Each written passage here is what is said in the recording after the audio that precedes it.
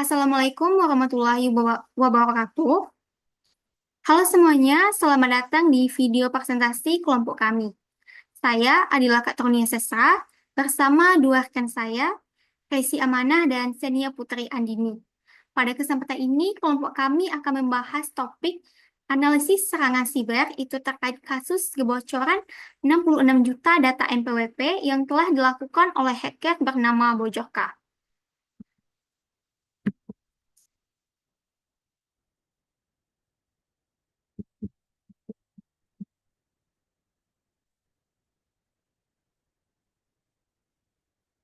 Sebelum membahas tentang kasus kebocoran data NPWP yang telah dilakukan oleh hacker bernama Bojorka ini, saya akan mengulas sedikit mengenai apa itu serangan cyber. Seperti yang telah kita pelajari di pertemuan sebelumnya, serangan cyber adalah upaya yang tidak disengaja untuk mencuri, mengekspos, mengubah, melumpuhkan atau menghancurkan data aplikasi atau aset lainnya melalui akses ke jaringan sistem komputer atau perangkat lainnya.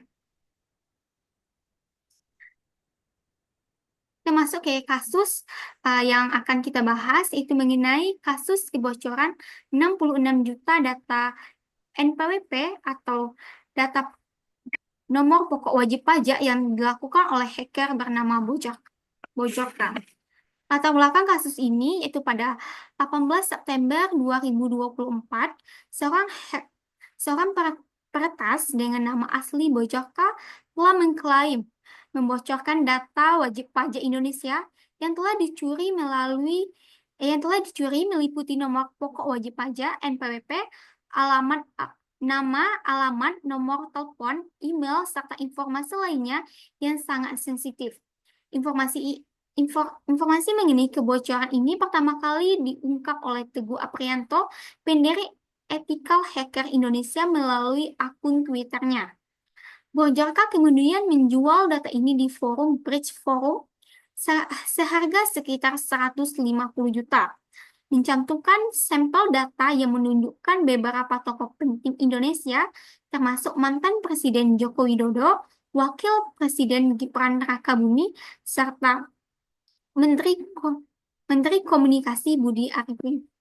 Selanjutnya, langkah yang kemungkinan yang dilakukan oleh Bojorka untuk melakukan peretesan data wajib pajak. Nah, yang pertama yaitu pengintaian. Tahap awalnya yaitu di mana hacker mengumpulkan informasi sebanyak mungkin tentang target. Misalnya, dia mengumpulkan alamat IP atau software yang digunakan atau celah keamanan potensial. Hal ini bertujuan untuk menemukan titik masuk yang paling lemah untuk diserang. Selanjutnya, yang kedua yaitu hacker melakukan eksploitasi kerentanan, yang dimana setelah celah ditemukan, hacker akan mengeksploitasi kelemahan tersebut, misalnya bug sistem, kesalahan konfigurasi, atau aplikasi yang belum diperbarui untuk masuk ke dalam sistem. Yang ketiga ada eksplorasi hak akses. Setelah berhasil masuk, hacker tidak akan puas dengan akses yang terbatas. Mereka akan mencoba menaikkan level akses dari user menjadi admin agar bisa mengontrol sistem dan data secara penuh. Yang keempat ada filtrasi data. Di tahap inilah tahap utama dalam kebocoran data. Data sensitif seperti nomor pokok wajib pajak, NIK, atau informasi pribadi yang diambil dan dikirim ke luar sistem secara diam-diam ke server yang dimiliki oleh hacker. Yang kelima atau yang terakhir, di sini hacker akan menyamarkan jejak agar dia tidak ketahuan dengan melakukan penghapusan jejak digital seperti log access, perubahan sistem atau file sementara yang bisa membongkar akses mereka. Jadi kelima langkah-langkah ini adalah strategi yang umum dalam dunia hacker dan sangat mungkin digunakan dalam kasus kebocoran data nomor pokok wajib pajak oleh Bojorka.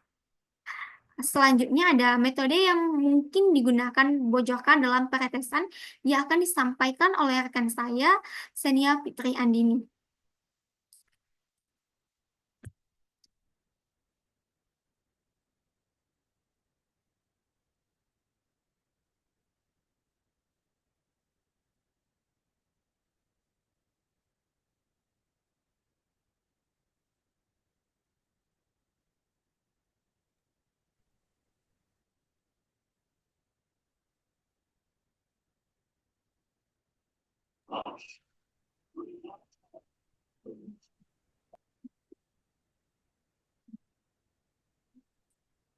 Jika data yang bocor mencakup informasi spesifik dan dalam jumlah besar, ini bisa jadi akibat SQL injection.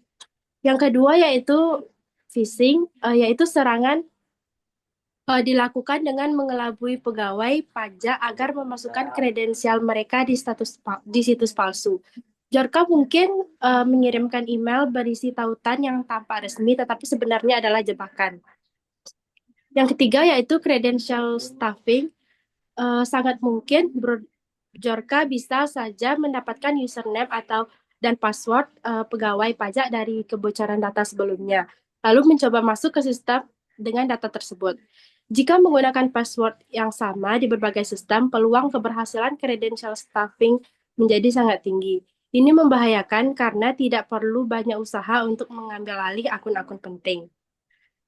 Selanjutnya yaitu titik lemah dalam sistem keamanan yang dimanfaatkan Bjorka.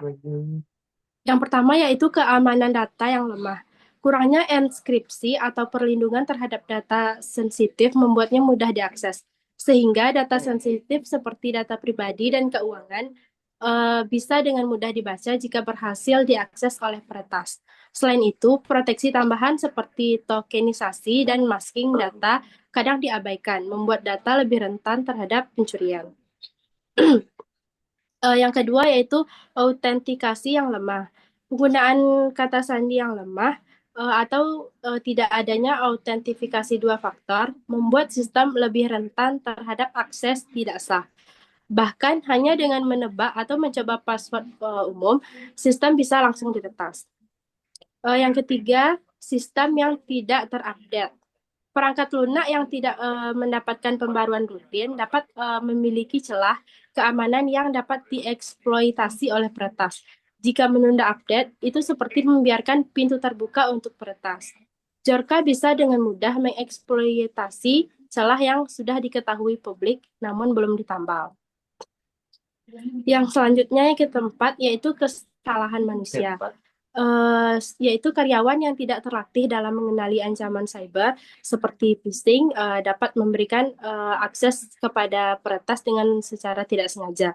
Kesalahan kecil seperti klik link berbahaya atau membagikan password secara tidak sengaja bisa berakibat fatal. Selanjutnya yaitu dampak dari peretasan yang dilakukan oleh Bjorka. Yang pertama yaitu penyalahgunaan untuk transaksi ilegal, seperti pinjaman online ilegal tanpa sepengetahuan pribadi. Data yang dicuri dapat digunakan untuk membuka akun pinjaman online, mendaftarkan kartu kredit, atau transaksi finansial ilegal lainnya, tanpa sepengetahuan korban. Akibatnya, korban bisa mengalami kerugian finansial dan reputasi buruk. Yang kedua yaitu kepercayaan publik terhadap DJP menurun karena tidak dapat melindungi data-data wajib pajak. Ketika data wajib pajak bocor, masyarakat kehilangan kepercayaan kepada instansi yang mengelola pajak. Mereka akan merasa tidak aman menyerahkan data, bahkan bisa berdampak pada tingkat kebutuhan pajak di masa depan. Selanjutnya yaitu memicu kecemasan pada pengguna internet. Bocornya data membuat masyarakat takut menggunakan layanan online. Khawatir bahwa data mereka tidak aman di platform digital manapun, ini juga dapat menghambat pertumbuhan layanan digital. Yang terakhir yaitu merebaknya berita hoax dengan sumber berita yang tidak jelas. Ketidakpastian informasi pasca kebocoran data sering dimanfaatkan untuk menyebarkan hoax. Berita-berita palsu tersebut memperparah kepanikan dan memperburuk citra lembaga terkait. Selanjutnya dijelaskan oleh rekan saya.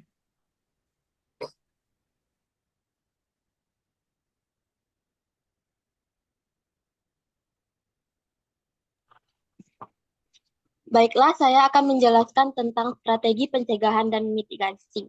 Untuk menghindari kasus yang sama, terdapat tindakan preventif yang dapat dilakukan untuk menghindarinya, yaitu menyiapkan firewall yang menuju ke server Demilitarized Zone atau DMZ, istilah dalam keamanan jaringan lokal yang berfungsi enkripsi melindungi sistem dari peretas yang ingin mencoba memaksa masuk ke dalamnya tanpa memiliki izin akses.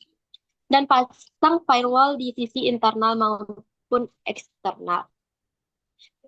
Menyiapkan Disaster Recovery Center atau DRC untuk mirroring atau backup data primer ke cloud agar bisnis tetap bisa berjalan. Untuk mengatasi kasus kebocoran data, diperlukan hardening server data atau cara untuk mengamankan atau memperkuat sebuah server. Beberapa langkah yang dapat dilakukan diantaranya dengan patching sistem operasi atau OS, aktifkan firewall baik di OS maupun di jaringan. Hal ini dilakukan untuk meminimalisir celah keamanan pada server.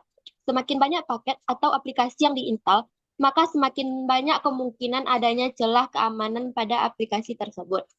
Celah keamanan sekecil apapun dapat menjadi pintu masuk bagi penyerang untuk masuk ke sebuah sistem. Yang kedua yaitu cara agar sistem informasi akuntansi dapat diperkuat. Yang pertama yaitu backup rutin atau regular backup. Cara melakukan backup-nya yaitu dengan backup harian, misalnya dengan menggunakan cloud backup atau server terpisah. Jika terjadi serangan seperti data breach atau ransomware, perusahaan dapat memulihkan data tanpa membayar tebusan. Selain itu, backup juga harus dienkripsi dan disimpan di lokasi terpisah, atau 3-2-1 backup rule, 3 salinan, 2 media berbeda, dan 1 offsite. Yang kedua yaitu sistem deteksi intrusi, Intrusion Detection System, IDS. Dalam sistem informasi akuntansi, ada beberapa hal yang harus dilakukan. Pertama yaitu network-based IDS yang berfungsi untuk memantau lalu lintas jaringan untuk serangan SQL injection atau eksploitasi kelemahan sistem informasi. Selanjutnya yaitu host-based IDS berfungsi memantau perubahan file, log, dan akses tidak sah ke database akuntansi. Jika ada upaya peretasan seperti kasus Bjorka, IDS dapat memberi peringatan dini sebelum data-data benar dicuri. Yang ketiga yaitu enkripsi data, encryption. Enkripsi berfungsi untuk mengamankan data dengan mengubahnya menjadi kode yang tidak bisa dibaca tanpa kunci deskripsi. Manfaat pengaplikasiannya dalam sistem informasi akuntansi yaitu data transaksi seperti keuangan, laporan pajak, dan informasi pelanggan disimpan dalam bentuk terenkripsi.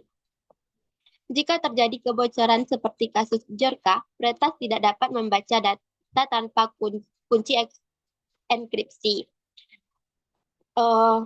Lanjut, selanjutnya yaitu langkah respon insiden.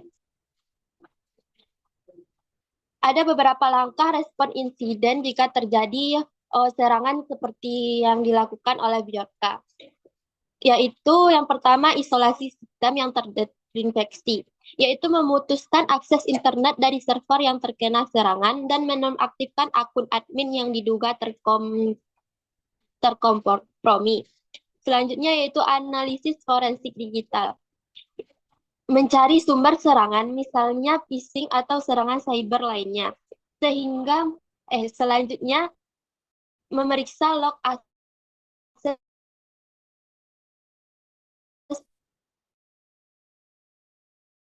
akses file yang dimodifikasi dan malware jika ada. Yang masih terpisah dan memastikan backup tidak terinfeksi malware sebelum dipulihkan. Yang terkena serangan, serta memperbarui semua patch keamanan yang mengubah semua password. Terakhir yaitu memeriksa apakah data yang dipulihkan lengkap dan tidak dimanipulasi. Selanjutnya yaitu langkah komunikasi ke stakeholder jika terjadi serangan. Yang pertama yaitu internal. Kita dapat melakukan rapat darurat untuk menjelaskan situasi dan langkah penanganan serta memberikan panduan sementara. Untuk eksternalnya, kita dapat membuat pernyataan resmi dengan menyampaikan atau mengakui insiden tanpa menyembunyikan fakta, menjelaskan data apa saja yang bocor, dan memberikan langkah mitigasi. Bagi mitra bisnis, kita dapat melapor ke otoritas jasa keuangan jika data keuangan terpapar, serta memberikan update transparan kepada mitra bisnis tentang dampak insiden. Selanjutnya yaitu implementasi teknologi keamanan. Tools yang dapat digunakan untuk melindungi sistem komputer dan jaringan dari serangan cyber, di antaranya yaitu satu yaitu antivirus. Adalah software yang dapat digunakan untuk melindungi sistem atau perangkat dari serangan virus atau malware. Antivirus bekerja dengan melakukan pemindaian terhadap file, program, atau perangkat keras dan menandai file atau program yang mencurigakan. Beberapa contoh antivirus populer antara lain yaitu Avast, McAfee, dan Norton. Yang kedua yaitu firewall. Firewall adalah software atau perangkat keras yang berfungsi untuk mencegah akses yang tidak diinginkan dari jaringan internet ke jaringan lokal atau sistem. Firewall dapat membantu melindungi sistem dari serangan malware atau serangan cyber lainnya. Contohnya Windows Firewall dan Zone Alarm. Yang ketiga yaitu VPN. VPN atau Virtual Private Network adalah jaringan yang terenkripsi dan aman yang dapat digunakan untuk mengakses internet secara pribadi dan aman. VPN dapat membantu melindungi sistem dari serangan cyber atau malware dengan mengenkripsi lalu lintas internet dan menyembunyikan alamat IP pengguna.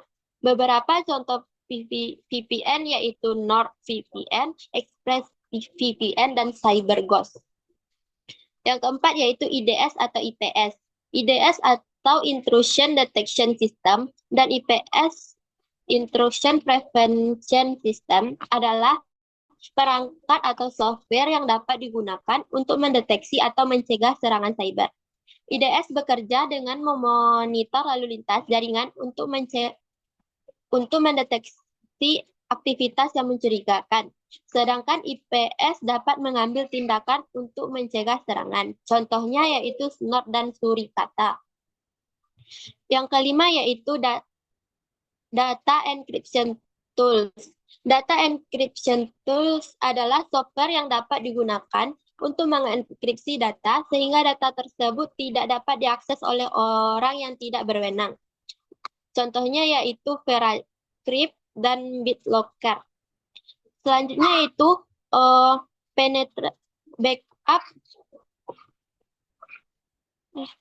backup dan recovery tools. Backup dan recovery tools adalah software yang digunakan untuk membuat salinan cadangan data dan dapat digunakan untuk memulihkan data yang hilang atau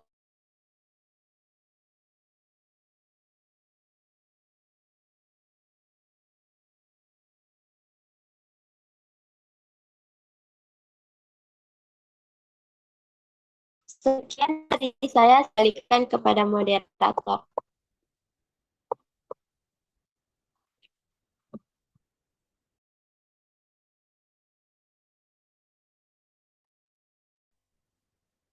Terima kasih kepada teman-teman yang sudah menyimak video presentasi kami.